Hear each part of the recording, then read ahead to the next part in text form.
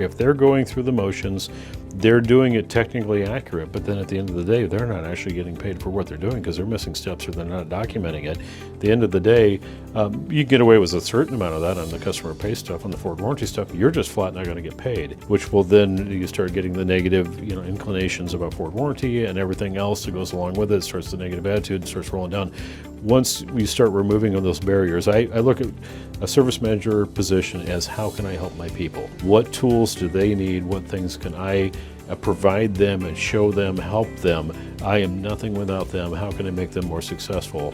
Pencil wrench was something that when I got in here, I understood the problem very quickly by reviewing the ROs and then thought, okay, now what do I do about it?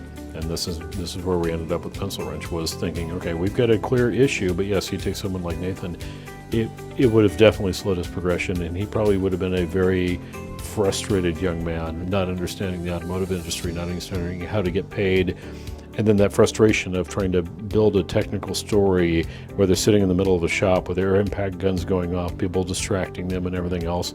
They can build a story, come right back to a pencil wrench, continue to go. It doesn't mean that we don't review it. The service advisors still review it for accuracy as we go. It's a kind of a checkmate. At the same token, we even doing that before, we still had stuff that was rolling through that I'm looking at it going, there's no way. And we're leaving, you leave 5/10 on the table on every single RO that rolls through your shop. Do the math. Every one of us is trying to increase production, make our people the most efficient they can be. If you see someone struggling because they don't know how to write a story, you didn't really hire them to be a technical writer for you. You hired them to fix a car.